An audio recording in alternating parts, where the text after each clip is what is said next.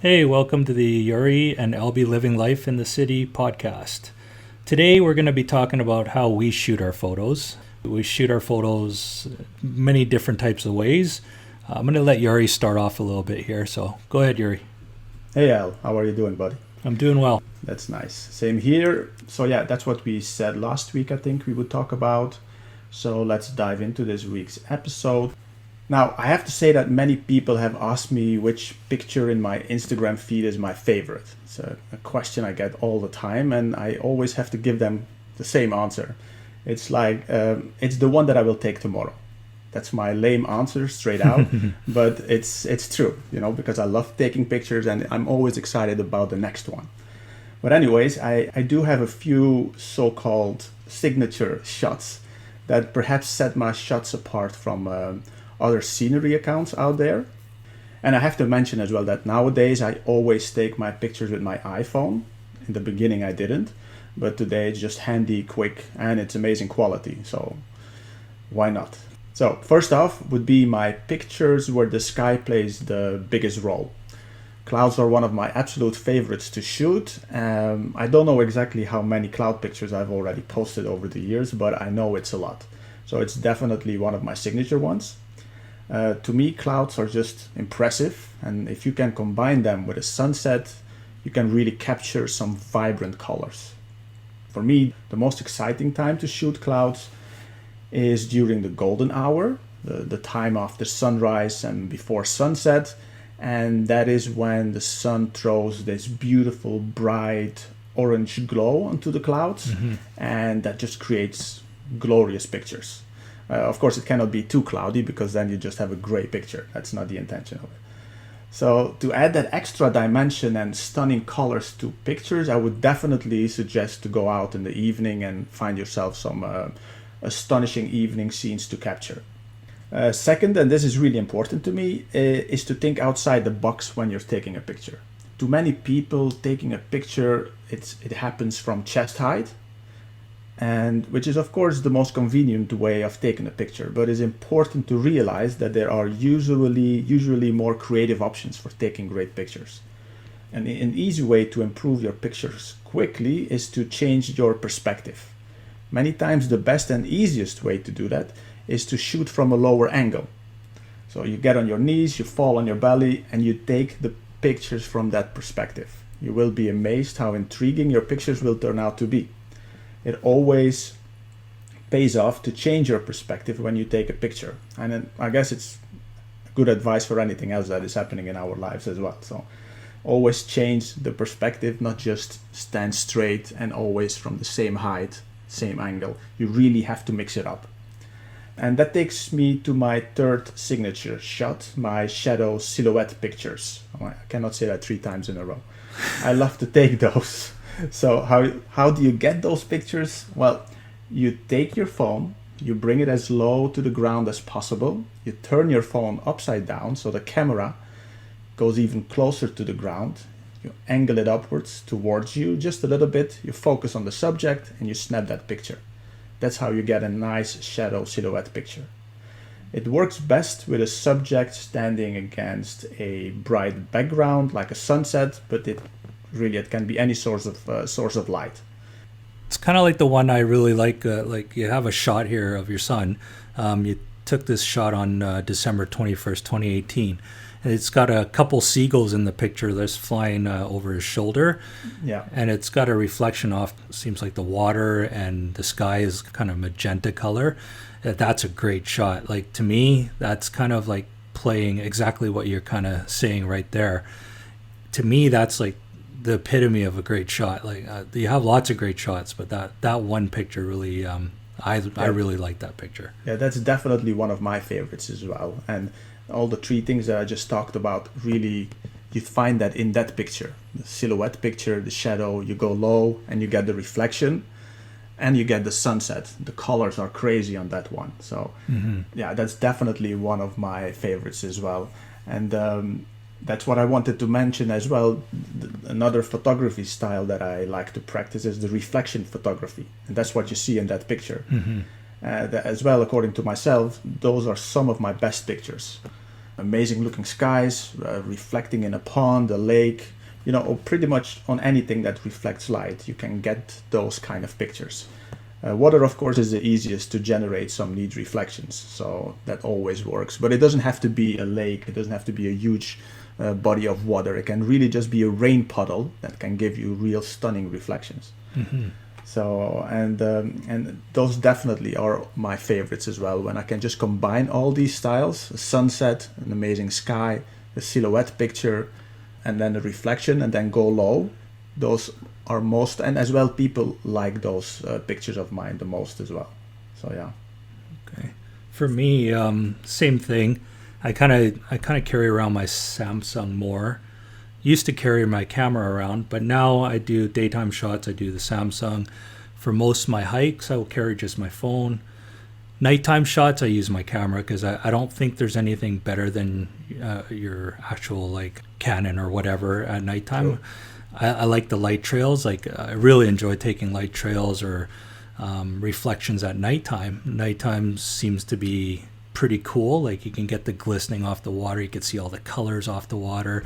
It's just crystal clear for me. I find those a little bit neat.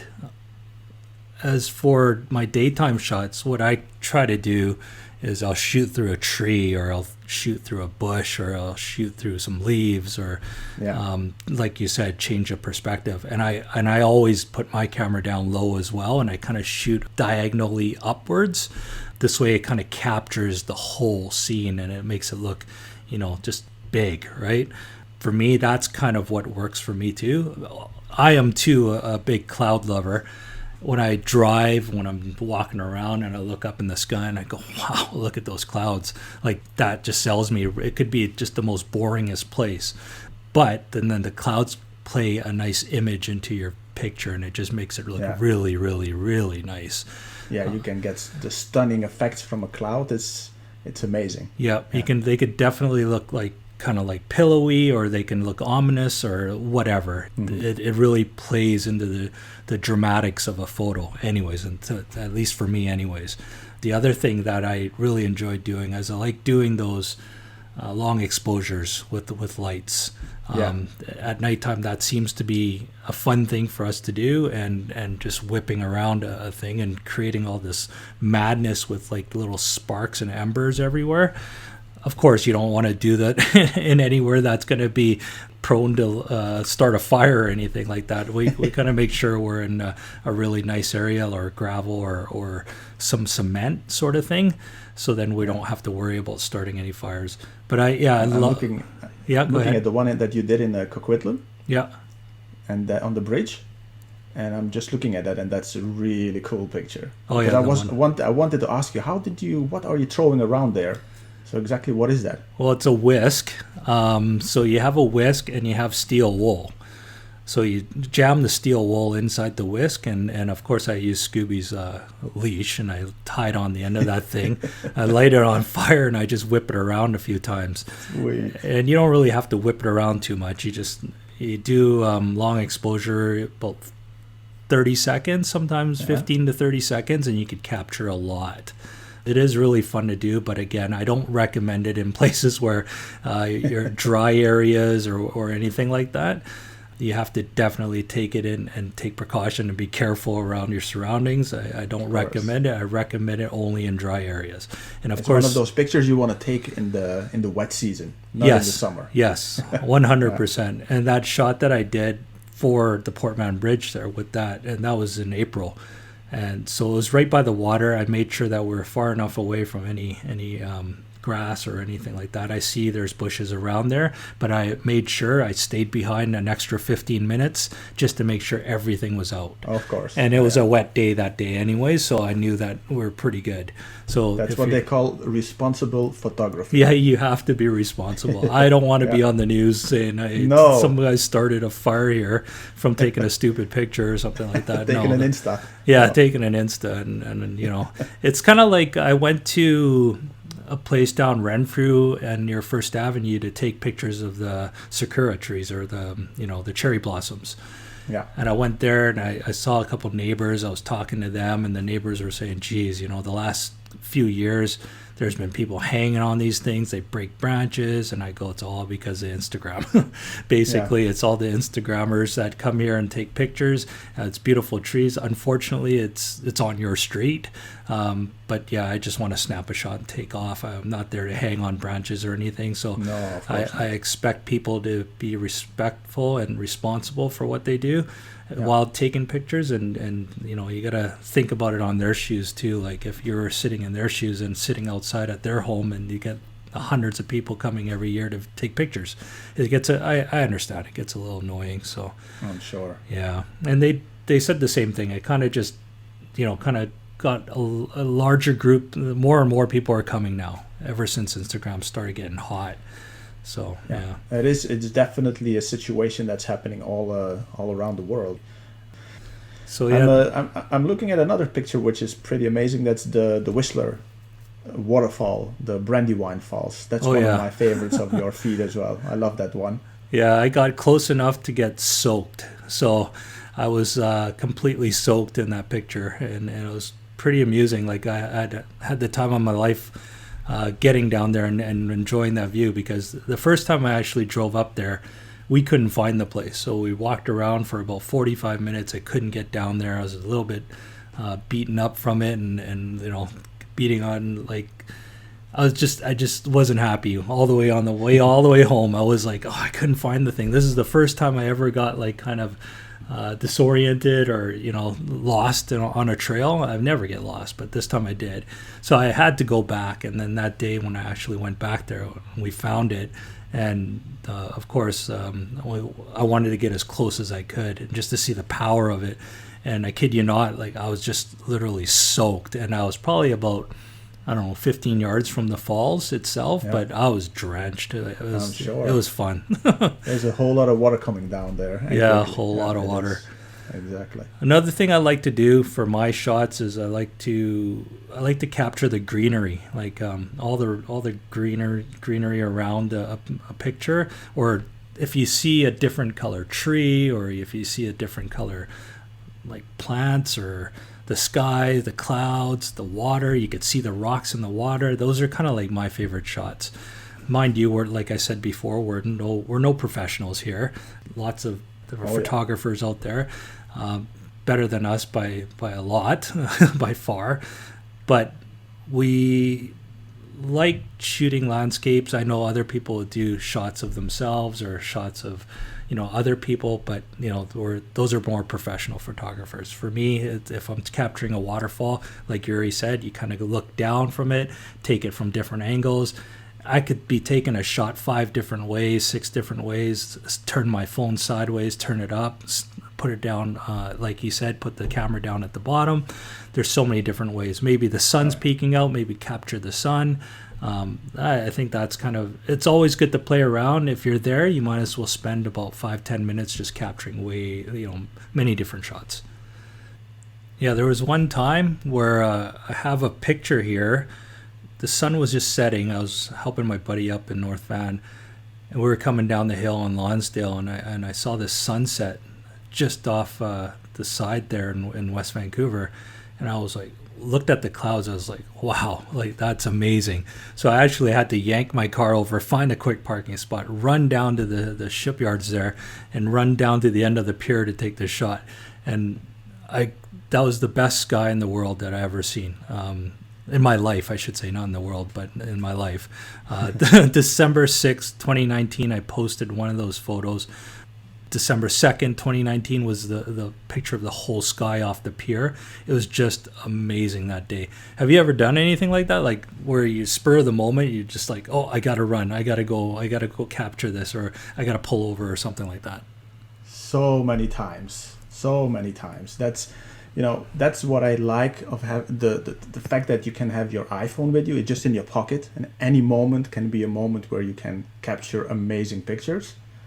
So that happens to me all the time. I see something, I just need to take that picture. Most of the time when we're walking as a family, I'm the one who's like behind 200 meters, because I stop every few meters and, oh, this is something cool. This I can do. Let me take another one. and snap and snap. And like then I catch up. I run behind my kids and my wife and like, wait up. And then by the time I saw something else that I really want. So I am doing that all the time. We don't drive too much, but even when we just go for long walks, I have as well, just in case, certain props in my backpack. You know, it could be a jar, my lens ball.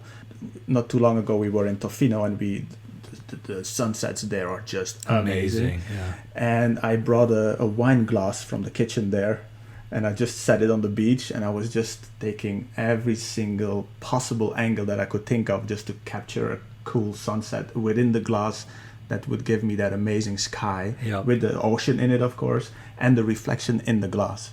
So I am always thinking of, okay, which picture am I going to take now? So yeah, it happens to me as well. Another suggestion I can say is be playful with your shots. Yeah. Like what Joeri just said there, like using a wine bottle. Use something. Use anything you want to get a reflection or to peek through. So be a little bit different, because honestly, everything is shot to death out there. It is. You could only shoot so many science worlds. You could only shoot so many Lionsgate bridges. You could only shoot so many False Creeks. You got to be different and catch that something different to the Instagrammers for them to like it. Yeah. Honestly, there's another story where I work in Surrey, so I travel across the Portman Bridge every day. Now, if I could stop on that bridge and go across and take a picture of that sunrise, oh my God, there's like so many beautiful shots that I wish I can just pull over right then and there and take a shot. But unfortunately, it's illegal, and you probably cause a lot of accidents, so I don't do that. So I have my wife hanging out of the car, like, take the phone, get the phone out, and the rooftop open, and snap it while we're driving. Most of the time it doesn't work because it's in movement, and that's right. But it's still, we're trying. And they could be good pictures to throw on your stories. So yeah, you never know. Is there anything anything else you want to add to this, Joeri? No, I think you covered it. Okay, well, that's our episode for today. Hope you enjoy listening to our podcast. If you're listening to this on YouTube and enjoy it, please subscribe and also hit the like button for us. All right, and we'll be back on next week and talk about something else. I think we're going to talk about editing photos next week. So thanks for listening, and have yourself a great day. See you guys.